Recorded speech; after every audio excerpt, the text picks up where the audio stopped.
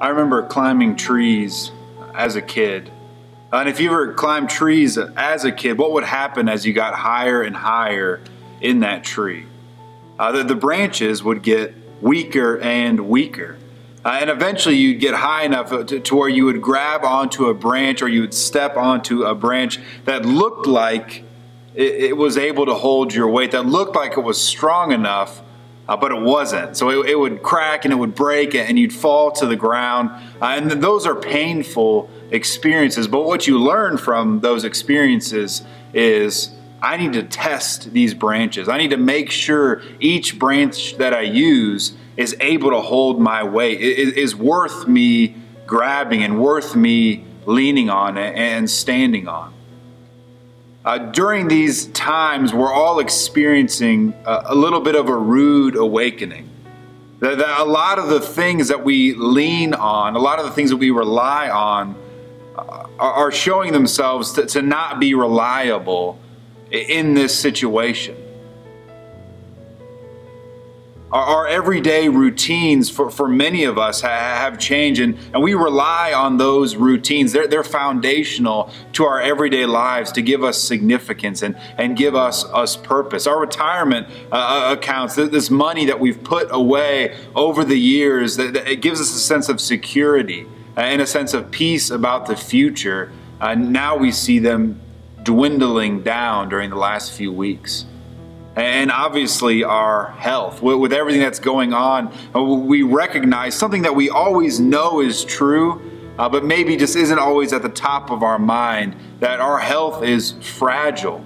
And there's no guarantee that our good health, if we have it, will continue. And we're just reminded that everything is fragile. Again, something we know, but is really brought to the top of our mind during this crisis. 1 Peter addresses this in 1 Peter chapter 1, verse 24, where he quotes Isaiah. He says, "For all flesh is like grass, and in all its glory like the flower of grass. The grass withers and the flower falls." He's recognizing that everything is fragile, that even our very lives, all flesh is like grass, like the flower of grass. Its glory is fading. It's great to see flowers pop up this time of year, but as soon as you see a flower come up out of the ground, the timer starts. And eventually the season is going to change and that flower isn't going to be around anymore. Well, we're reminded from passages like these and from times like these that this is just true about our lives, and it's true about everything in our lives.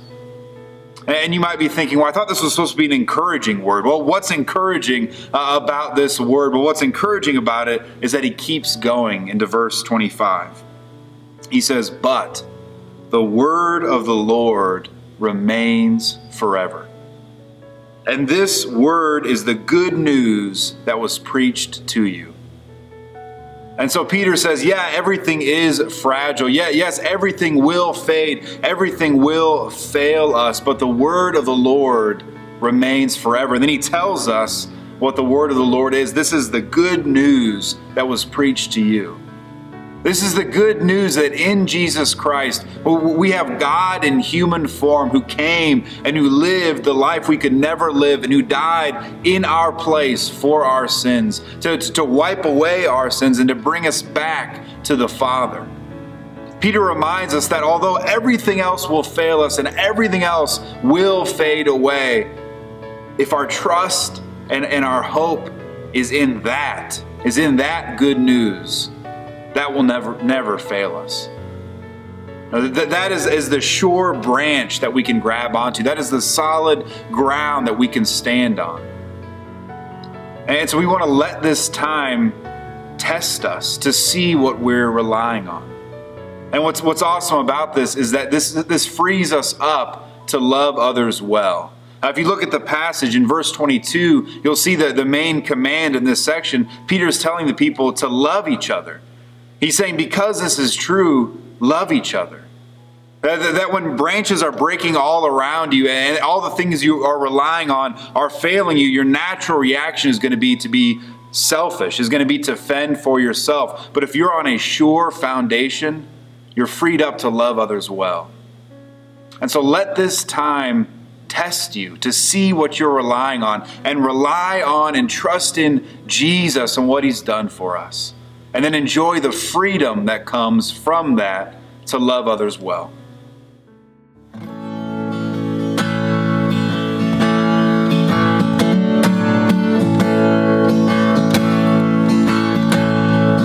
And I've searched the world, but it couldn't fill me. A man's empty praise and treasures that fade are never enough. Then you came along and put me back together, and every desire is now satisfied here in your love.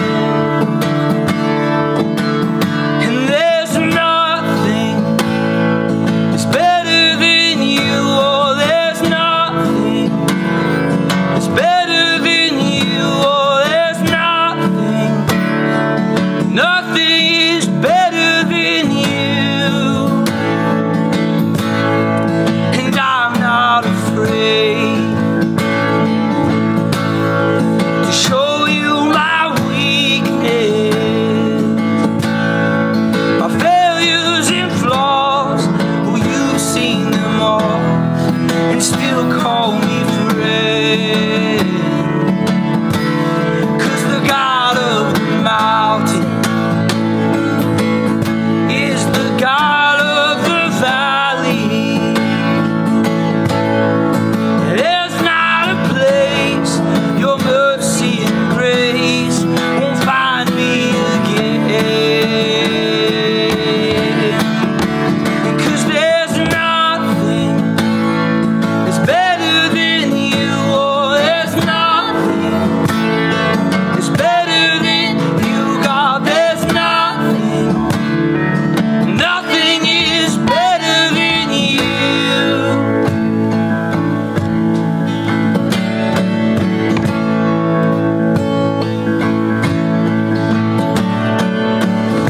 You turn mourning to dancing.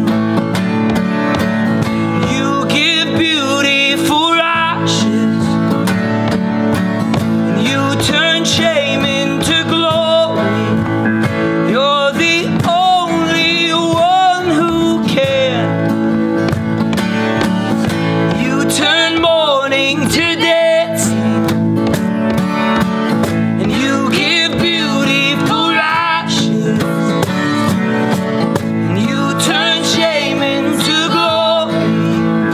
You're the only one who can. And you turn graves into gardens.